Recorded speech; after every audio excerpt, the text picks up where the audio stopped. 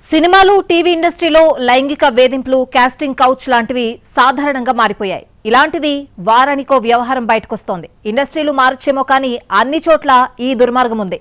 కొన్ని ఘటనలు దేశవ్యాప్తంగా సంచలనంగా మారతాయి, మరికొన్ని ఫిర్యాదుల దశలోనే ముగిసిపోతాయి.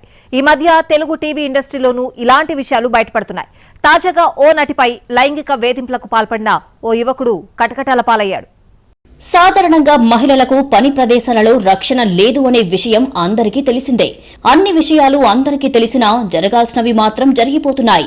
ఇలా జరిగిన తర్వాత అయ్యో పాపమంటూ నిట్టూరుస్తున్నారు కానీ ఆ సంఘటన జరగకుండా ఆపేవారు లేరు. ఇప్పటికే చాలా మంది సెలబ్రిటీలు మంచి హోదాలో ఉండి కూడా ఆడవారిపై లైంగిక వేధింపులకు పాల్పడి చిక్కుల్లో పడ్డారు. ప్రముఖ కొరియోగ్రాఫర్ జానీ మాస్టర్ మొదలుకొని యూట్యూబర్ ప్రసాద్ వరకు చాలా మంది సెలబ్రిటీలు ఆడవారిని లైంగికంగా హింసించారు అనే కేసుల్లో ఇరుక్కున్నారు. తాజాగా ఒక సీరియల్ నటి కూడా ఒక యువకుడి నుండి లైంగిక వేధింపులు ఎదుర్కొంటోంది. ప్రేమ పెళ్లి పేరుతో సీరియల్ నటికి వేధింపులు ఎక్కువైన నేపథ్యంలో ఆ యువకుడిని పోలీసులు అరెస్టు చేశారు.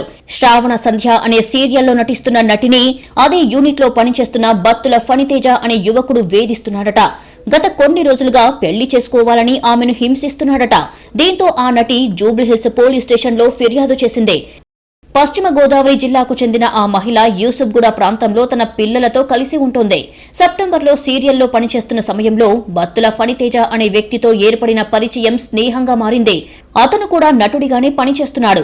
ఈ క్రమంలోనే నవంబర్లో ఆమెను వివాహం చేసుకోవడానికి అతను ముందుకు రాగా తనకు పెళ్లై భర్తకు దూరంగా 2 పిల్లలతో కలిసి ఉంటున్న విషయాన్ని చెప్పి పెళ్లికి నిరాకరించింది. దీంతో అప్పట్నుంచి అతను అసభ్యకరమైన సందేశాలు, వీడియోలు ఆమె వాట్సాప్ కు పంపుతున్నాడు. ఆమె అత్తింటి అడ్రస్ తెలుసుకుని అక్కడికి వెళ్లి ఆమె గురించి చెడుగా చెప్పాడు. బాధితురాలు జూబ్లీహిల్స్ లోని పోలీస్ స్టేషన్లో ఫిర్యాదు చేయడంతో నిందితుడు కాళ్ల బేరానికి వచ్చాడు. తన ప్రవర్తన కారణంగానే ఇదంతా జరిగిందని ఆమెకు సెల్ఫీ వీడియో పంపించాడు.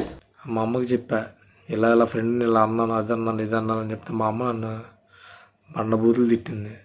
ముందు ఆ అమ్మాయికి సారీ చెప్పు, ఫస్ట్ క్షమించి మనం ఆడవాళ్ళ మనసును నొప్పించకూడదురా, మనల్ని గెలుచుకోవాలి, మనసును గెలుచుకోవాలి, అంతేగాని నొప్పించి గెలుచుకోకూడదని చెప్పింది. నాకేం తెలుసు, నేను మొండి నా కొడుకుని, మా మెంటల్ నా కొడుకుని. నువ్వు అన్నది నిజమే, నేను మెంటల్ నా కొడుకుని, పిచ్చి నా కొడుకుని. ఒక మంచి ఫ్రెండ్షిప్ని కూడా కోల్పోయాక బాధితురాలి క్యారెక్టర్ను దిగజార్చే విధంగా దుష్ప్రచారం చేయడంతో ఫణితేజను అరెస్టు చేసి రిమాండ్కు తరలించారు జూబ్లీహిల్స్ పోలీసులు.